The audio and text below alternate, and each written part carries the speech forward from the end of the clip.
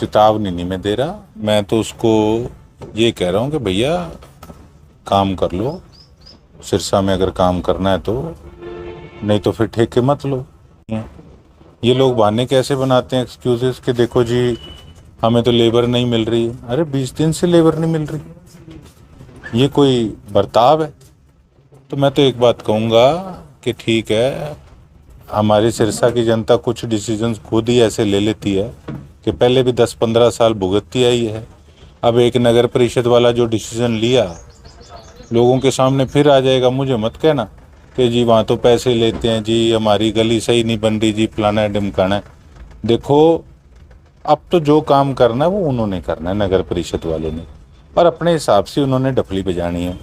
मैं तो ये हैरान होता हूँ कि पहले तो चीख चीख के चिल्ला चिल्ला के रोते थे कि जी नगर परिषद में सबसे ज़्यादा बुरा हाल है, फिर वोट डाल रहे हैं तो फिर तो यही हाल होगा। और बात रही जहाँ तक मेरी, मुझे लोगों ने वोट डाल के बनाया, मैंने अपना रोल अदा करना है, मैंने ये रोल अदा करना है, मैंने अपनी लिस्ट भेजनी है काम की।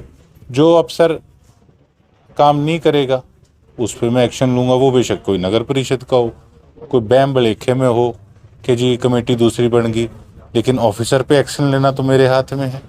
उसके साथ साथ कई ठेकेदार कॉलर ऊपर करके फिर रहे हैं कि अब तो हम धड़ल्ले से लूटेंगे, उनको भी कहना चाहूँगा कि तुमको पकड़ने के लिए तुम्हारा प्यारा आगे रहेगा।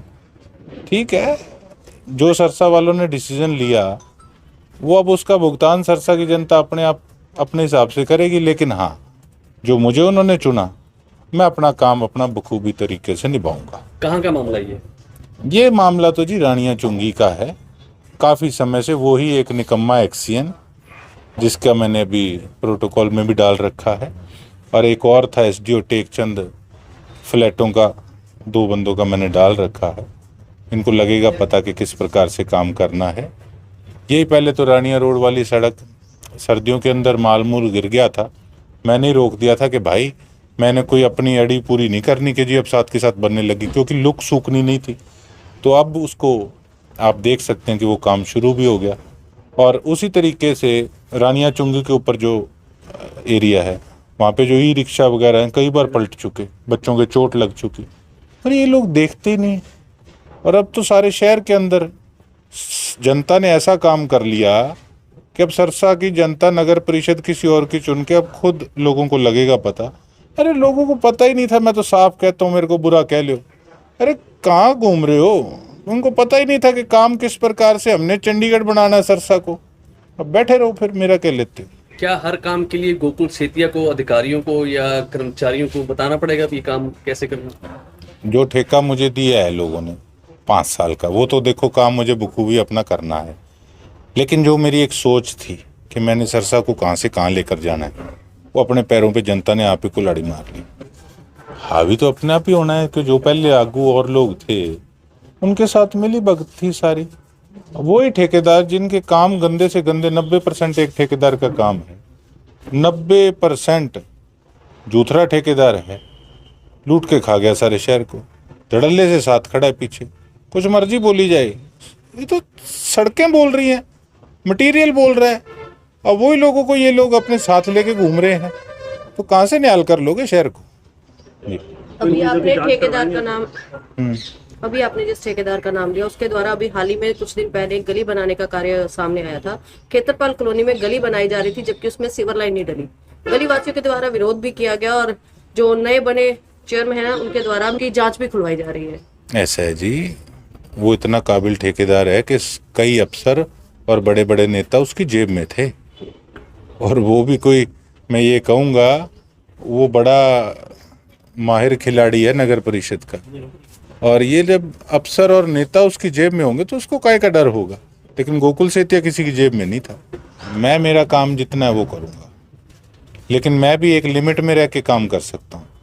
केवल किसी को पकड़ने से मकसद पूरा नहीं होता।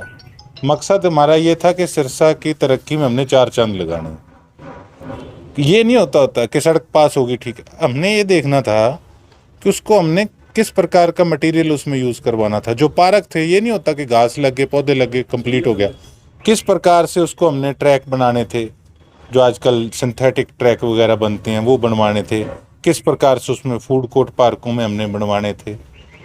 किस प्रकार से हमने ये डंप हटवा कर और किस प्रकार से साफ़ सुथरा शहर को हमने बनाना था, किस प्रकार से सारे शहर के अंदर हमने ग्रीनरी करवानी थी, किस प्रकार से एक हमने सिस्टम बदलना था कि जहाँ पहले सीवरेज और पानी की पाइपलाइन नहीं है वहाँ सड़क ना बने, पहले वो काम दुरुस्त हो उसके बाद सड़कें बने। बड़ी चीज़ें थी जो सरसा वालों की इच्छा। कुछ पॉलिटिशियन कहते हैं कि गोकुल सेतिया अग्रेसिव पॉलिटिक्स करते हैं।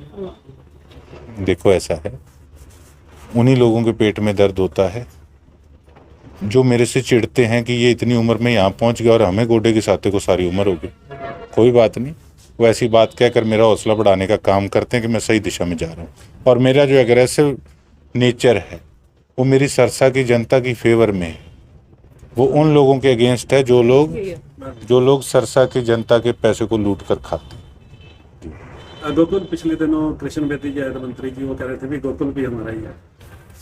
ठीक है, ऐसे तो मैं खुद कहता हूँ मैं बीजेपी में हम रहे थे और मैं शुरू से उनको चाचा कहता हूँ। मेरे पिताजी से बड़ा प्यार है, मेरे पिताजी को बड़ा भाई मानते हैं। ठीक है, प्यार से कोई किसी को कह देता है कि हमारा बेटा है हमारा, उसमें कोई वो नहीं है। मैं भी कहता हूँ मेरे चाचा है जी। वो कहते हैं कि गोकुल कांग्रेस के विधायक है लेकिन मारे गले ही है। चलो वो तो उन्होंने जो कहा उसके बारे में वो बता सकते हैं, लेकिन अगर किसी की मैंने प्रशंसा की मुख्यमंत्री जी की तो उससे कई हमारे कांग्रेसियों के पेट में भी दर्द हुआ। वो कहते जी ये तो बीजेपी के चीफ मिनिस्टर की तारीफ कर दिया। अरे वो बीजेपी के चीफ मिनिस्टर नहीं, वो अब सबके चीफ मिनिस्टर हैं। सांझे अगर कोई काम कर रहे हैं उनका हम धन्यवाद करते हैं। और पेट में जिनके दर्द हो रहा है इस चीज़ से वो लोग तो मैं साफ कह रहा हूँ तो गोभी खोदने वाले हैं कांग्रेस के। अब तो गोभी बांट के उन्होंने पकोड़े बांट के खुद ही ऐसे लोगों ने साबित कर दिया है। और मैं तो कांग्रेस पार्टी को एक बात ज़रूर कहना चाहूँगा एज ए मेंबर कि देखो अभी भी संभल जाओ।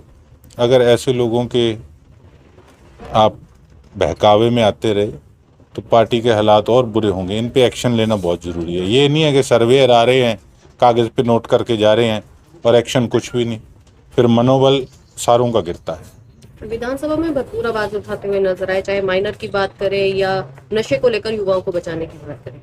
देखो मेरा जो फ़र्ज है वो मैंने अदा करना है, लेकिन हाँ इस चीज़ का दुख होता है कि ठीक है हम कांग्रेस पार्टी में, कांग्रेस पार्टी की सरकार नहीं बनी। ये मन में था कि नगर परिषद अगर हमारी बन गई तो सरकार जैसा काम हो जाएगा, इतना काम करवा देंगे।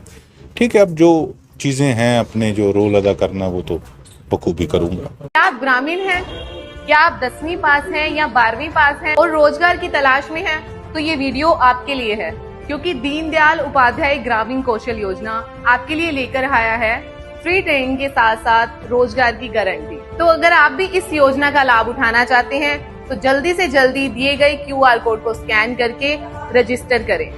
सरकारी नौकरी चाहिए, चलो ICS।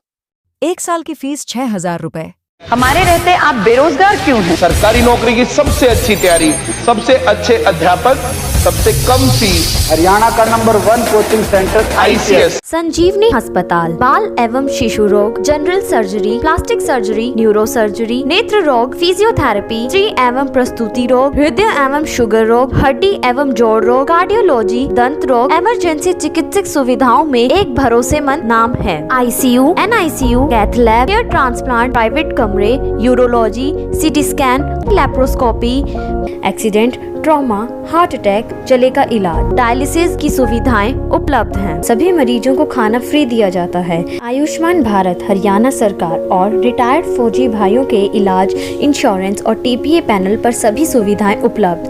पूछताछ मोबाइल नंबर 7027566691।